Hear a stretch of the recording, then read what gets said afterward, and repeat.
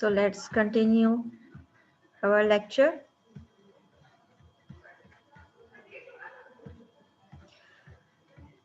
Alright class, ये programme आप लोग को एक नज़र आ रहा है। इसको अभी हम विजुअल स्टूडियो पे जो है टाइप करेंगे, रन करके भी देखेंगे।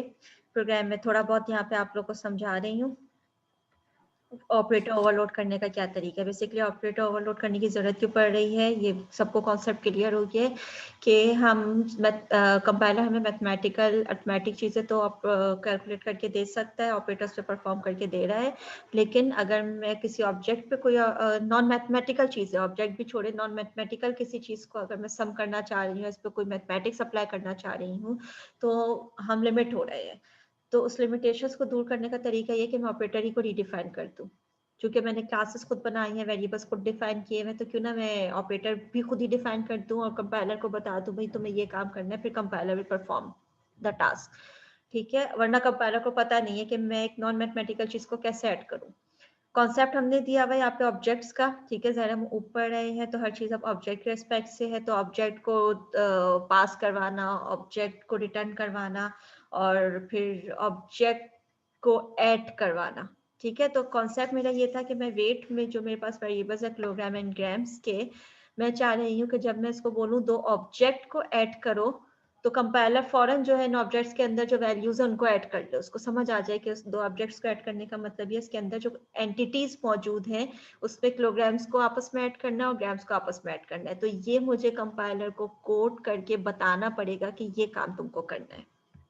कोड पे आ जाइए, वही कोड है, कंप्लीट है ये। ठीक है, इसमें आप सबसे पहले डायरेक्टरी है, वेट क्लास आपको इस वक्त नजर आ रही है, जिसमें हमने कंस्ट्रक्टर बनाया हुआ है, डिफॉल्ट कंस्ट्रक्टर। फिर हमने कंस्ट्रक्टर बनाया हुआ है पैरामीटराइज कंस्ट्रक्टर। पार्ट 1 में हमने, वीडियो के जो पार्ट 1 है उसमें हमने इस चीज को पढ़ा है। इनपुट का एक हमने फंक्शन डिक्लेयर कर दिया, डिफाइन कर दिया है, जिसमें हमने केजी और जीएम यूजर से इनपुट ले लिया। एक प्रिंट का हमने फंक्शन बना दिया जिसमें मैंने यूजर को जो भी इसके केजी और जीएम की वैल्यूज बनी थी ऐड करके उसको दिखा दिया। ये सिंपल आउटपुट है। नाउ विदिन द क्लास मैंने ऑपरेटर को डिफाइन किया हुआ है, ऑपरेटर को ओवरलोड किया है। तरीका क्या है, याद रखिएगा, ये जो सिंटैक्स है विदिन द क्लास है। ठीक है, तो विदिन द क्लास क्या होगा, मुझे क्लास डिफाइन करने की जरूरत नहीं होगी, तो क्लास का नाम नहीं आएगा यहाँ पे। कोड में सबसे पहले ये रिटर्न टाइप है, इस वक्त वेट रिटर्न टाइप है। रिटर्न टाइप इंट हो सकती है, रिटर्न टाइप चार हो सकती है, रिटर्न टाइप वाइड हो सकती है, रिटर्न टाइप कोई भी क्लास नेम हो सकता है। ठीक है, तो इसका class name here is working as a return type. आगे बढ़ते हैं, स्पेस के बाद हमने कीवर्ड यूज किया हुआ operator. You can see it is blue in colour, तो जो भी ब्लू कलर होता है तो हम समझ जाते हैं कि ये कीवर्ड है। स्पेस के बाद जिस ऑपरेटर को मुझे ओवरलोड करना है उसका सैंपल आपको नजर आ रहा है। फॉर एग्जांपल मुझे प्लस को करना है। ठीक है, ब्रैकेट के अंदर यहाँ पे हमने आर्गुमेंट पास किया है, एक अदद आर्गुमेंट पास किया हमने, 1। We have passed 1 argument and the way of passing argument is basically to write its class name and the object name. Class का नाम लिख दिया, क्लास का नाम भी वेट है। यहाँ पे यहाँ वाला जो वेट है ये क्लास का नाम है, ये आर्गुमेंट पास करने के लिए यूज हुआ है। ये वाला जो वेट है ये वैल्यू रिटर्न करवाने के लिए यूज हुआ है। ठीक है, तो सबका फंक्शन अलग है, काम सब क्लास ही कर रही है, क्लास का नाम ही हर जगह यूज हो रहा है, लेकिन काम डिफरेंट है। एक जगह पे वो रिटर्न करवा रही है, जब वो रिटर्न वाली पोजीशन पे है तो इसका इस वेट का काम है कि वैल्यूज को रिटर्न करा देना, कैलकुलेट करेगा और रिटर्न कर देगा। इस वाले वेट का काम है कोई वैल्यू आ रही होगी इस क्लास से रिलेटेड, वेट क्लास से रिलेटेड कोई वैल्यू आ रही होगी। आगे बढ़ते हैं, इसके अंदर हमने डिफाइन किया कि तुमको काम क्या करना है। जैसी प्लस साइन तुम देखो तो तुम काम क्या करोगे, सबसे पहले एक ऑब्जेक्ट डिक्लेयर कर दोगे टेम्प के नाम से। कोई भी ऑब्जेक्ट, कोई भी वेरिएबल हो सकता है। ठीक है, उसका क्लास टाइप वेट है। टेम्प क्लास, इस बात को मैं क्विकली रिपीट कर रही हूँ कि हमें ये कॉन्सेप्ट होना चाहिए कि जब हम ऑब्जेक्ट डिफाइन कर रहे होते हैं तो बेसिकली हम उन वेरिएबल्स की कॉपीज जनरेट कर रहे होते हैं। अगर मैं दो ऑब्जेक्ट बनाऊंगी तो दोनों ऑब्जेक्ट्स के अंदर एक अदद किलोग्राम एक अदद ग्राम मौजूद होगा, यानी कि मेरे पास दो ऑब्जेक्ट्स की वजह से 2 किलोग्राम्स और 2 ग्राम्स हो गए। ठीक है, तो ये बात याद रखिएगा, as soon as at the instance जब हम ऑब्जेक्ट क्रिएट करते हैं उसी वक्त उसके जो भी कॉपी होती है वेरिएबल्स की वो सब क्रिएट हो जाती है। तो अगर मैंने यहाँ पे टेम्प के नाम का ऑब्जेक्ट बनाया है तो फॉरन टेम्प का अपना एक किलोग्राम होगा, टेम्प का अपना एक ग्राम होगा, because temp is a separate object, it has its own variables. तमाम क्लास के वेरिएबल्स इसके वेरिएबल्स होंगे। ठीक है, तो अब आ जाइए, टेम्प जैसे हमने बनाया, इसका अपना किलोग्राम है, इसका अपना ग्राम है। बताने का तरीका क्या होता है, ऑब्जेक्ट नेम डॉट जिस वेरिएबल को हम स्पेसिफाई करना चाहें। ठीक है, तो हमने फर्स्ट लाइन में क्या किया है कि टेम्प का अपना जो किलोग्राम है उसको उसमें असाइन कर दो kilogram plus W dot kilogram. दो डिफरेंट किलोग्राम्स हैं ये, इनमें पहला किलोग्राम जो होता है वो इम्प्लिसिट होता है, सेकंड किलोग्राम को हमने एक्सप्लिसिट कर दिया है। इम्प्लिसिट अगर आपको याद हो तो जो चीज अंडरस्टूड होती है, जो चीज डिफॉल्ट होती है, पहले से कंपाइलर को पता हो, वो इम्प्लिसिट होता है। जो चीज हम बताएं उसको other than default, that is explicit. For example, अगर मैं कहूँ CR को बुला दे, तो आप जो भी स्टूडेंट है सेक्शन का वो अपने CR को बुला कर लाएगा, दिस इज इम्प्लिसिट, उसको पता है कि मुझे अपने CR को बुला के लाना है। लेकिन अगर मुझे उसके CR की जरूरत नहीं है, मुझे किसी और सेक्शन के CR को बुलाना है और स्टूडेंट किसी और सेक्शन का है, फिर मैं उसको बोलूंगी कि 3B के CR को बुला दे। अब वो बच्चा जाके 3B के CR को लेकर आएगा। यानी जब काम मुझे उसके डिफॉल्ट से अलग बताना होगा तो मुझे उसको फिर बताना पड़ेगा कि भाई मैं इसकी बात कर रही हूँ। अगर मैं नहीं बताऊंगी तो बाय डिफॉल्ट वो स्टूडेंट अपनी क्लास के CR को बुला के लाएगा। ठीक है, लेकिन अगर मुझे कहना है कि नहीं, मुझे पर्टिकुलरली फॉर एग्जांपल 7A के CR को बुलवाना है, तो जो भी स्टूडेंट होगा मैं उसको कहूंगी 7A के CR को बुला दे। तो उसको पता है कि हमारे CR को नहीं बुलाना है, बल्कि जो 7A का CR है उसको बुलवाना है। तो उसको मुझे स्पेसिफाई करना पड़ेगा। अगर मैं नहीं करूंगी तो वो अपने CR को बुला देगा। तो जब वो अपने CR को बुलाएगा, दैट इज इम्प्लिसिट, डिफॉल्ट। और जब मैं उसको स्पेसिफाई करूंगी तो फिर वो वही काम करेगा जो उसको बोला गया है, तो दैट इज एक्सप्लिसिट। तो यहाँ पे वही चीज है। तो फर्स्ट केजी में मैंने नहीं बताया कि कौन से ऑब्जेक्ट का किलोग्राम ऐड करना है, तो ये इम्प्लिसिट है। इम्प्लिसिट मेन फंक्शन बता रहा होगा, अब ये मेन फंक्शन में आएंगे। ठीक है, दूसरे को मैंने बता दिया है कि ऐड करो W वाले ऑब्जेक्ट के केजी के साथ। तो पहला वाला इम्प्लिसिट है, पहले वाला कंपाइलर को पता है कि मुझे किसको ऐड करना है। क्यों? क्योंकि मेन ने इसको बता के रखा हुआ है पहले से। दूसरे वाले को मैंने बताया, मैंने कहा कि भाई W वाले केजी को अपने इम्प्लिसिट केजी से ऐड कर दो।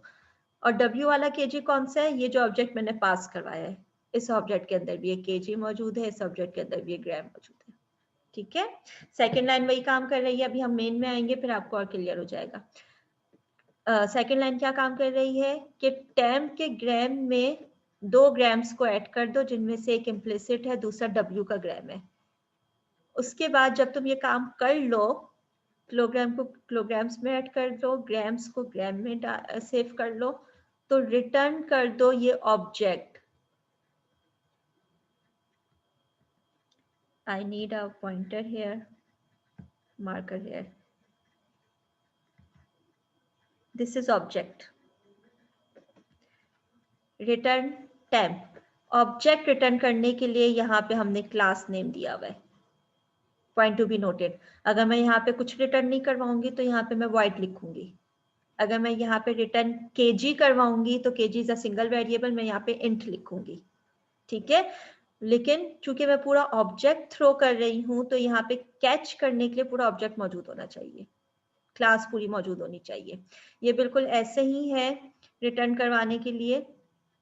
और बल्कि एक स्टेप और आगे आती हूँ मैं इस वाले स्टेप पे, W3 = W1 + W2।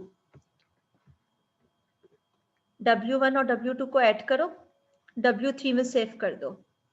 W1 एक ऑब्जेक्ट है, याद रखिएगा। W2 एक और ऑब्जेक्ट है। प्लस के नीचे अब रेड लाइन नहीं आ रही है क्योंकि प्लस को मैंने स्पेसिफाई कर दिया यहाँ पे। ऑब्जेक्ट का जो ऑपरेटर उसको स्पेसिफाई कर दिया। अब इसको पता है कि मुझे नॉन मैथमेटिकल चीजों को कैसे ऐड करना है। ठीक है, काम में क्या करवा रही हूँ कि 2 ऑब्जेक्ट्स को ऐड करो, तो जाहिर है जब उसकी वैल्यू रिटर्न होके आएगी तो उसको होल्ड करने के लिए भी एक ऑब्जेक्ट होना चाहिए। तो this is W3, this one. तो मेक इट क्लियर क्लास, जब ये 2 ऑब्जेक्ट्स को ऐड करेगा तो जाहिर है डेटा टाइप सेम होनी चाहिए। 2 ऑब्जेक्ट्स को ऐड करेगा तो यहाँ पे जो रिटर्न होकर आए वैल्यू वो भी ऑब्जेक्ट हो और उसको यहाँ पे सेव करने के लिए भी कोई ऑब्जेक्ट ही मौजूद हो, तो W3 इज एन ऑब्जेक्ट। तो अब क्या कॉन्सेप्ट हो गया मेरे पास, तो पहले मैंने एग्जांपल देखी थी, एक बॉक्स है, बॉक्स के अंदर बहुत सारी बॉल्स रखी हुई है, ठीक है।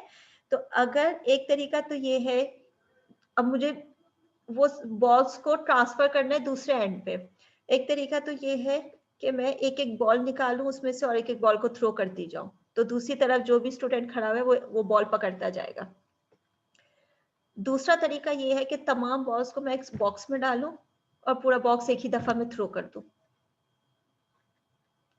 मैं फिर रिपीट कर रही हूँ, एक तरीका तो ये है कि मेरे बॉक्स के अंदर जितनी बॉल्स हैं मैं एक एक करके भेज रही हूँ, यानी एक एक करके रिटर्न कर रही हूँ।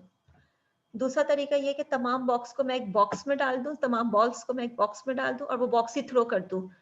तो अगर मैं ये वाली अप्रोच इस्तेमाल करती हूँ कि मैं पूरा बॉक्स थ्रो कर दूं, तो इसका मतलब ये कि मैं पूरा ऑब्जेक्ट थ्रो कर दूं। उस ऑब्जेक्ट के अंदर अगर 4 बॉल्स हैं तो चारों की चारों एक साथ चली गई।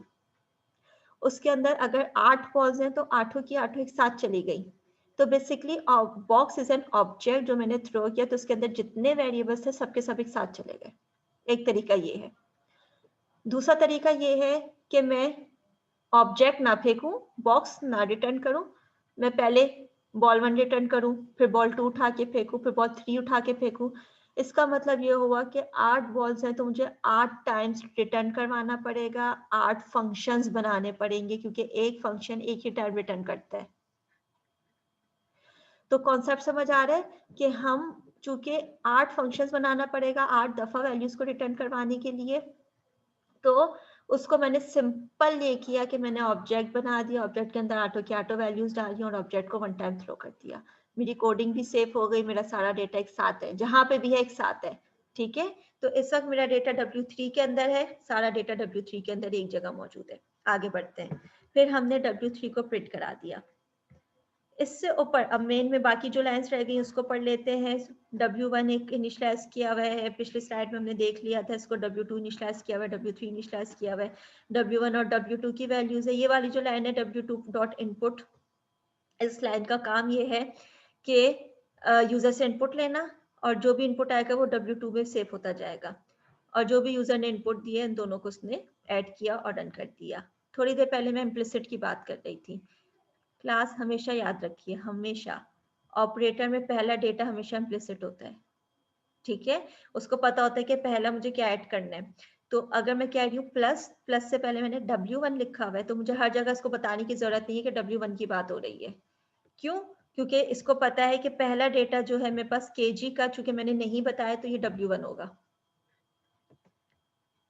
W2, यहाँ पे W2 है, जब मैंने फंक्शन में पास किया है इसको तो ये W के नाम से पास हुआ है। W2 का डेटा और W का डेटा बिल्कुल सेम है, ठीक है। अब इसमें क्या हो जाएगा कि W का जो किलोग्राम है उसको ऐड कर दो, यानी W2 का और W का डेटा सेम है। इसी तरीके से टेम्प का डेटा और W3 का डेटा बिल्कुल सेम है। क्यों? क्योंकि फंक्शन के अंदर टेम्प के नाम से काम हो रहा था, जब इसने डेटा भेजा तो मेन ने उसको W3 में लाके सेव रखा है। तो फंक्शन के अंदर टेम्प है, सॉरी ऑपरेटर ओवरलोडिंग के अंदर ये टेम्प है और मेन के अंदर यही चीज W3 है। तो जो चीज रिटर्न होकर आ रही है वो टेम्प में रखी हुई है, यहाँ पे W3 है। तो बहुत सारे ऑब्जेक्ट्स हैं इस वक्त इसमें, एक टेम्प है, एक W है, एक W1 है, W2, W3, 5 ऑब्जेक्ट्स है। तो प्लीज इस चीज को ख्याल में रखें कि कौन सा ऑब्जेक्ट सिर्फ कॉपी है, डमी है, ठीक है, और कौन सा ऑब्जेक्ट असल है। असल जो ऑब्जेक्ट्स है वो W1, W2, W3 है। W3 का डमी W है, सॉरी W2 का डमी W है और टेम्प का डमी W3 है। तो ओरिजिनल जो है आपके पास, जो मेन में वेरिएबल्स हैं वो ओरिजिनल है W1, W2, W3। फंक्शन है उसको अपने नाम से, चूंकि ऑपरेटर ओवरलोड हो रहा है तो फंक्शन की खुसूसियत ये होती है कि वो मेन के फंक्शंस, मेन के वेरिएबल्स अलग होते हैं, फंक्शन के वेरिएबल्स अलग होते हैं, तो वो डमी चल रहा होता है। तो बहरहाल, तो इसमें जो चीजें थी वो ये कि सबसे पहले तो इसका 5 ऑब्जेक्ट्स है, ठीक है। 5 ऑब्जेक्ट्स में से 3 मेन के पास है, 2 ऑपरेटर के पास है। ऑपरेटर के पास जो है वो डमी है, उसने जो भी काम किया मेन में रिटर्न कर दिया, मेन ने उसको W3 में सेव कर लिया है। तो कॉन्सेप्ट ये है कि W1 का डेटा W2 से ऐड करवाना है, जिसको W3 में सेव करना है। यहाँ तक कोई सवाल है class? Any question? No miss. ठीक है, अब आ जाइए इसके आउटपुट जो यहाँ पे नजर आ रहा है। आउटपुट क्लास दो तरीके से मैंने चलाया हुआ है। सबसे पहले मैं ये समझाऊंगी जो इस फॉर्म में मौजूद है, ब्लू वाले पे। ठीक है, लिखा हुआ स्क्रीन पे, when w2.input is commented, यानी कि मैंने इस लाइन को कर दिया कमेंट। जब मैं इस लाइन को कमेंट कर दूंगी तो जाहिर है C++ को, कंपाइलर को ये वाली लाइन नजर नहीं आ रही है। तो कोड क्या हो गया कि W1 का जो डेटा है वो कुछ गिवन डेटा है, W2 का डेटा भी गिवन डेटा है। ये लाइन तो चली नहीं है, इनपुट इसने लिया नहीं है, तो इसने क्या किया, इन ऑब्जेक्ट्स, जैसे ही ऑब्जेक्ट आया ऑपरेटर, ये इस ऑपरेटर पे गया। ऑपरेटर ने काम बोला हुआ था कि इसके अंदर जो केजी है इसके केजी के साथ ऐड कर दो, इसका जो ग्राम है इसके ग्राम के साथ ऐड कर दो, और उसके बाद W3 में इसको सेव करके भेज दो।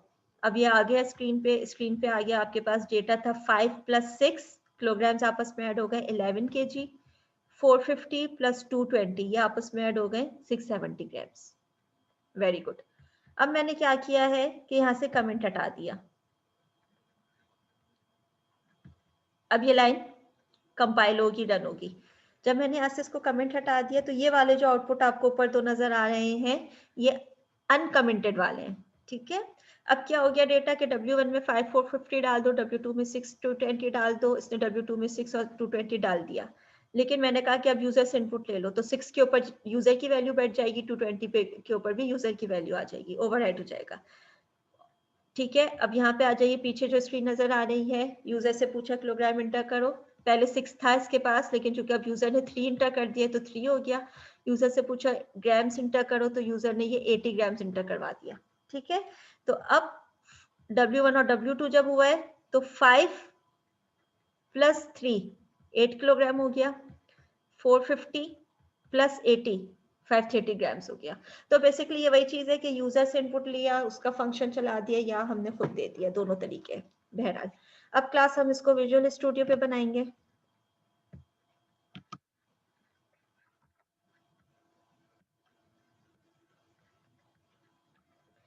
मैं विजुअल स्टूडियो की स्क्रीन शेयर करती हूँ।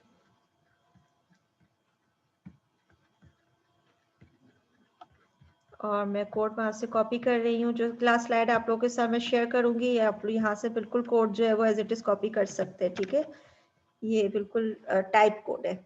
आपने कोड कॉपी किया और यहाँ पे मैंने इस कोड को पेस्ट कर लिया। विजुअल स्टूडियो विजिबल है सबके पास? Yes miss. यस ठीक है, मिस। लेट मी चेक कि तमाम कोड मेरा कमेंटेड हो। ठीक है, इस पे मैं काम कर रही हूँ, टास्क 1 पे। ये आपको इस वक्त नजर आ रहा है स्क्रीन पे। ठीक है, अब हम इसको रन करेंगे और इसका काम भी करके देख लेंगे। तो ये मेरे पास हो गया, जल्दी जल्दी अगर मैं इसमें कमेंट डालूं तो ये हो गया default constructor initialize variables to 0। फिर आपके पास आ गया पैरामीटराइज कंस्ट्रक्टर,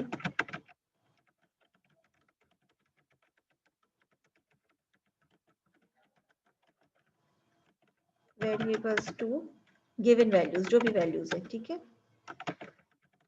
किलोग्राम हो गया, टेकिंग इनपुट फ्रॉम यूजर हो गया,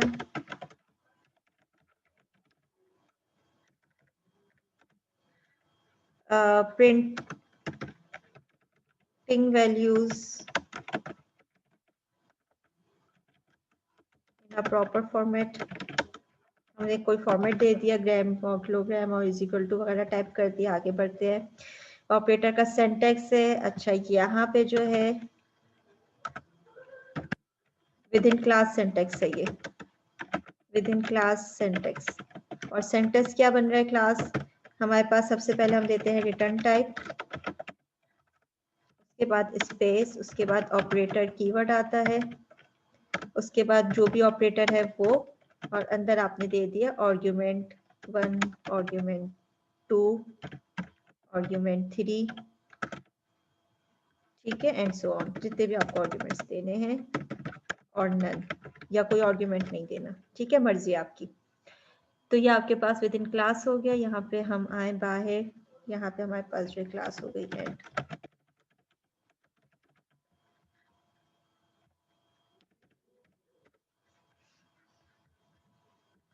आगे बढ़ते हैं। Kilogram of W1 is to be added with W kilogram of W2, ठीक है, एंड स्टोर्स इनटू 10 kg। यही काम जो है क्लास यहाँ पे ग्राम्स के लिए हो रहा है।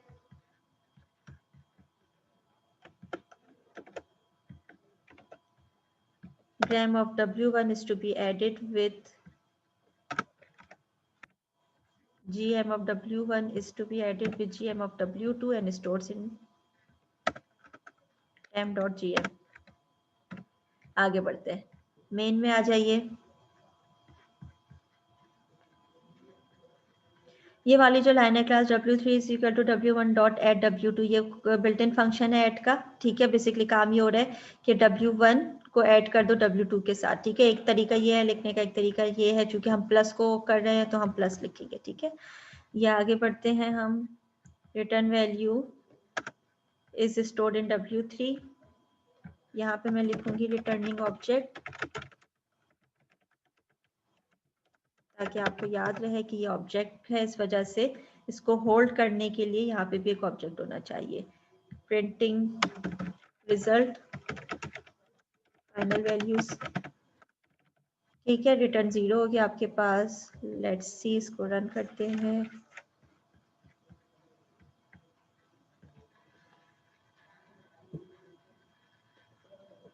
Build solution,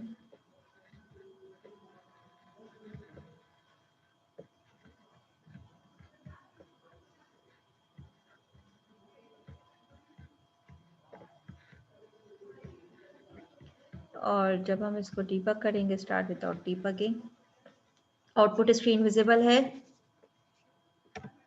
yes ma'am. ठीक है, गुड। इंटर किलोग्राम पूछा हमसे, 7 डाल दिया, इंटरग्राम्स हमने डाल दिया 99, और जो भी आंसर था 12 kg और 549 ग्राम्स, ये हमारे पास ऐड हो गया।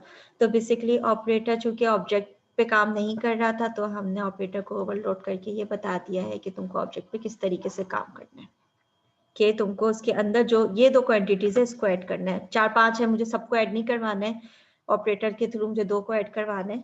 तो ये हमारे पास इस तरीके से 2 ऐड हो गई। नेक्स्ट टॉपिक है क्लास, उसमें भी थोड़ी सी कोडिंग रिक्वायर्ड है, ठीक है। अभी हम विद इन क्लास थे, अब हम आउटसाइड द क्लास पढ़ेंगे। Defining operator function outside class definition, class के बाहर खड़े होकर आप किस तरीके से इसको डिफाइन करेंगे। ये बुक के एग्जाम्पल हम पढ़ रहे हैं ताकि उसके हम अंडरस्टैंडिंग देख लें, उसको हम समझ लेते हैं। पेज नंबर 329 है बुक का, और बुक में शेयर करती हूँ।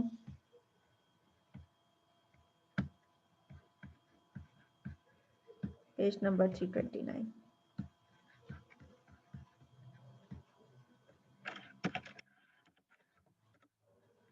ठीक है, ये वही चीज है, हमने डिस्टेंस का बहुत पहले बनाया हुआ था बेसिकली प्रोग्राम।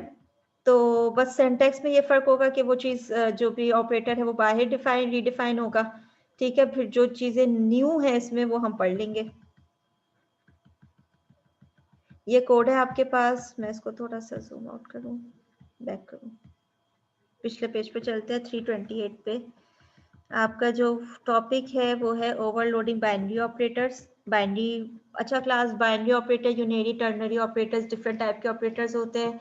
हम पढ़ चुके हैं कि यूनेरी वो ऑपरेटर्स होते हैं जो कि सिंगल वेरिएबल पे एप्लीकेबल होते हैं, जैसे इंक्रीमेंट डिक्रीमेंट। बाइनरी वो होते हैं जिनको कम से कम 2 ऑपरेंड्स चाहिए, 2 ऑपरेंड्स यानी कि 2 वेरिएबल्स चाहिए उसको, तभी वो बाइनरी वो परफॉर्म कर सकते हैं। अगर मैं कहूँ ऐड करना है तो उसको पता होना चाहिए किसको किस में ऐड करना है, 2 चीजें उसको पता होनी चाहिए। अगर मैं टर्नरी कह रही हूँ तो 3 ऑपरेंड्स उसको पता होने चाहिए, क्या टेस्टिंग है, क्या ट्रू है, क्या फॉल्स है, तब वो काम करेगा, अदरवाइज जो है वो काम नहीं करेगा। तो ये थोड़ा सा ऑपरेटर का है टॉपिक। इस वक्त हम कवर कर रहे हैं बाइनरी ऑपरेटर्स, उसमें भी हम डिफाइन कर रहे हैं आउटसाइड द क्लास। एक प्रोग्राम क्लास आप लोग को इस वक्त नजर आ रहा है स्क्रीन पे, यहाँ से प्रोग्राम स्टार्ट हुआ है, यहाँ से, ठीक है। सबसे पहले क्या किया गया है कि डिस्टेंस के नाम की क्लास बनाई गई है। वही कॉन्सेप्ट जो अभी हमने वेट के लिए किया था, यहाँ पे डिस्टेंस के लिए है। वीट और इंचेस, तो इसके पास वेरिएबल्स हैं, दोनों की अपनी अपनी डेटा टाइप है, ठीक है, अब हमें पता है कि डेटा टाइप को कैसे हैंडल करना है, तो अब डेटा टाइप्स अगर डिफरेंट भी है तो ये हमारे लिए मसला नहीं है। आगे आ जाते हैं, एक डिस्टेंस इसने बनाया हुआ डिफॉल्ट कंस्ट्रक्टर देखते ही हमें पता चल गया, क्योंकि हमें पता है कि कंस्ट्रक्टर के साथ कोई रिटर्न टाइप नहीं होती और नाम बिल्कुल क्लास का नाम होता है। इस कंस्ट्रक्टर का काम यह था कि फीट को 0 कर दो, इंचेस को 0.0 कर दो। इस जैसी एक एग्जांपल हम पहले बहुत डिटेल में पढ़ चुके हैं प्रीवियस लेक्चर्स में, कि कंस्ट्रक्टर को लिखने का ये दूसरा तरीका है, इसके अलावा एक और तरीका है। ठीक है, ये सारी चीजें तो वो सब आपकी वहीं से कवर हो जाएंगी, रिवाइज कर लीजिएगा। कंस्ट्रक्टर पैरामीटराइज कंस्ट्रक्टर को हमने इनिशियलाइज कर दिया कि जो भी वैल्यू ft के अंदर आएगी उसको फीट में डाल दो, जो भी वैल्यू in के अंदर आएगी उसको इंचेस में डाल दो, और इंचेस और फीट जो है ये क्लास के वेरिएबल्स है। ठीक है, गेट डिस्टेंस का काम ये है कि यूजर से फीट ले लो, यूजर से इंचेस ले लो। शो डिस्टेंस का काम ये है कि जो भी वैल्यूज है जो उसको प्रॉपर फॉर्मेट में उसको डिस्प्ले करवा दो। आगे बढ़ते हैं। This is the way you define operator outside the class, यहां से क्लास। अब इसमें क्या चीज है, यहाँ पे क्लास एंड हो गई है। ठीक है, क्लास एंड के बाद से ये वही काम जो भी आपने वेट का किया हुआ था यहाँ पे फिट के लिए इन्होंने किया हुआ है, डिस्टेंस के लिए किया हुआ है। अब class listen the syntax basically. सबसे पहले रिटर्न टाइप है, इसका नाम भी डिस्टेंस है इत्तेफाक से। उसके बाद क्लास नेम है, क्लास नेम भी डिस्टेंस ही इत्तेफाक से। स्कोप रिजोल्यूशन ऑपरेटर है, ऑपरेटर कीवर्ड आएगा इसके बाद, स्पेस के बाद जो ऑपरेटर को आपको काम करवाना है वो ब्रैकेट के अंदर जो भी आर्गुमेंट आपको पास करवाना है। स्क्रीन पे आपको 3 डिस्टेंस नजर आ रहे हैं। आप बिल्कुल अब कंफ्यूज नहीं होंगे, क्योंकि आपको पता है कि ये डिस्टेंस वो है जो रिटर्न कराएगा वैल्यू। जहां पे आप देखें डिस्टेंस के 2 वेरिएबल्स को रिटर्न करवाया गया है। ये दूसरा तरीका रिटर्न करवाने का, या तो मैं ऑब्जेक्ट पूरा रिटर्न करा दूं, या फिर मैं डिस्टेंस क्लास के साथ उसके वो वेरिएबल्स बता दूं जिसको रिटर्न करवाना है। ठीक है, बहरहाल इंपॉर्टेंट चीज ये कि क्लास इज बीइंग रिटर्न, तो डिस्टेंस यहाँ पे इसका रिटर्न टाइप है। फिर आपको पता है क्योंकि आप क्लास से बाहर खड़े हैं तो आपको ये क्लास का नाम बताना होगा कि डिस्टेंस क्लास के ऑपरेटर को मैं ओवरलोड करवा रहा हूँ। ये वाला जो डिस्टेंस है ये आर्गुमेंट पास करवा रहे हैं। जब आर्गुमेंट ऑब्जेक्ट पास हो रहा होगा तो क्लास नेम साथ आएगी। एक चीज ये कि क्लास के बाहर खड़ा होने का ये तरीका है। दूसरी चीज इंपॉर्टेंट क्लास के जब कोई भी चीज आप क्लास से बाहर डिफाइन करते हैं, क्लास के अंदर लाजमी आप उसको डिक्लेयर करते हैं। ठीक है, तो हमने क्लास के अंदर इसको डिक्लेयर कर दिया। डिक्लेयर करने का क्या तरीका है कि return type, operator keyword, operator itself and the argument with only class name. Variable देने की जरूरत नहीं होती। बुक वाले ने कॉन्स्ट लिखा है ताकि कोई डेटा ना चेंज कर सके, हम कॉन्स्ट नहीं लिखेंगे। ठीक है, तो ये हमारे पास ऑप्शनल है, ये जरूरी नहीं है। Semicolon is necessary, mandatory.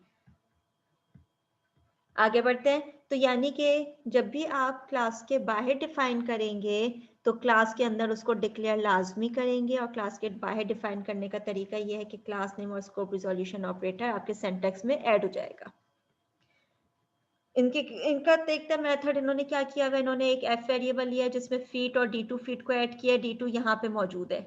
ठीक है, ऑब्जेक्ट पास होकर आया d2 के नाम से, तो d2 ऑब्जेक्ट के अंदर जो फीट है उसको बाय डिफॉल्ट जो फीट है उसके साथ ऐड करके ये वाला जो ऑपरेटर है इसके एफ में डाल दो।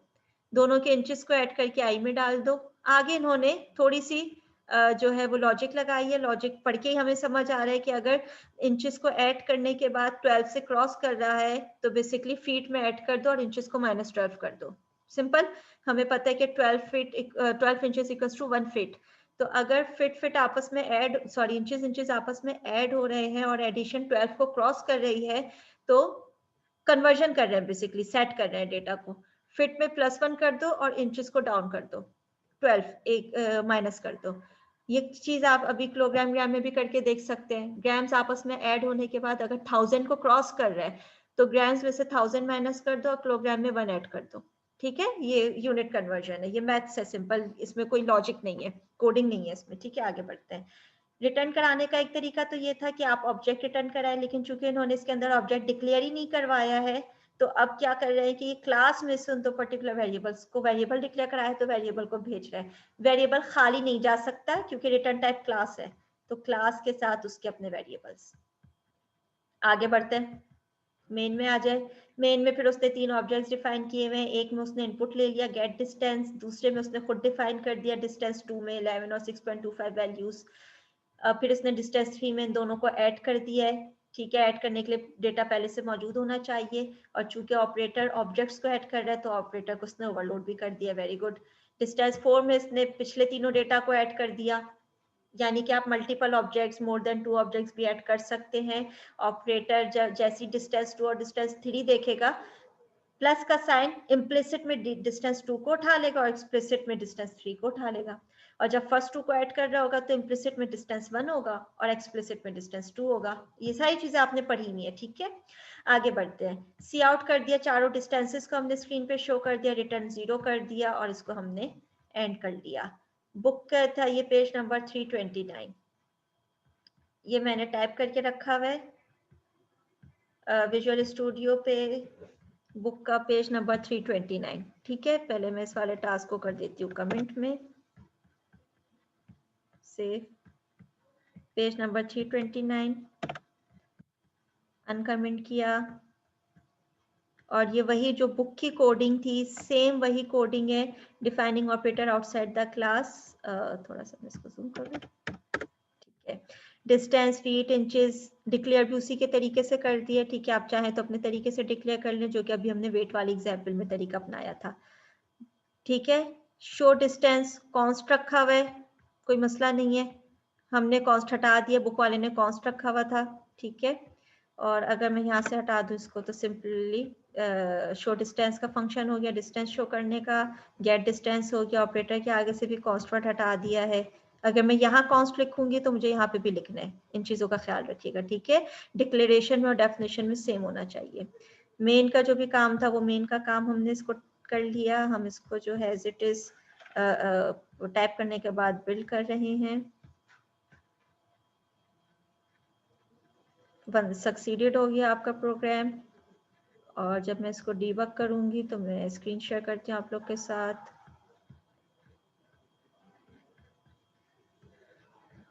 इंटर फीट, फीट हमने दे दिया फॉर एग्जांपल 10 इंचेस, उसने हमसे पूछा, हमने इंचेस कह दिया 6, और जो भी एडिशन थी उसने उसको ऐड कर लिया। अब देखिए ये 6 है, पहले से इसके पास 6.25 मौजूद है, 6 + 6 12 हो गया। जैसे ही 12 क्रॉस हुआ तो इसने फीट को +1 कर दिया और इंचेस को -12 कर दिया, तो वैल्यू बन गया 22 inches and 22 feet and 25 inches. तो ये आपके पास टोटल आपके पास डेटा आ गया कन्वर्जन का, और यहाँ पे आप लोग का ये कोड जो है वो कंप्लीट हुआ। तो बस क्लास थोड़ी सी चीज़ों का ख्याल रखिएगा कि जब आप क्लास के अंदर डिक्लेयर कर रहे हैं तो क्लास के अंदर डिक्लेयर करने के लिए आप वहीं पे डिफाइन कर देते हैं। जब आप क्लास के बाहर डिक्लेयर कर रहे होते हैं, डिफाइन कर रहे होते हैं, तो क्लास के अंदर वही फॉर्मेट फॉलो करना होता है। और उसके बाद जो भी आपने वैल्यूज दी, कन्वर्जन चाहिए तो कन्वर्जन, ऑब्जेक्ट के अंदर जितने वेरिएबल्स है, इस वक्त तो 2 थे, दोनों को ऐड कर रहे हैं। हो सकता है इसके अंदर मेरे पास 4 भी मौजूद हो तो 4 को मुझे ऐड नहीं करवाना, तो ये बिल्कुल पॉसिबिलिटी है कि जो जो वेरिएबल्स को आपको ऐड करवाना है ऑपरेटर के थ्रू वो आपने ऐड करवा दिया, जो जो ऑपरेटर को सबट्रैक्ट करवाना है वो आपने सबट्रैक्ट करवा दिया। तो ये एक छोटा सा क्लास हमारे पास सैंपल था, और यहाँ पे जो है हम क्लास को स्टॉप करते हैं।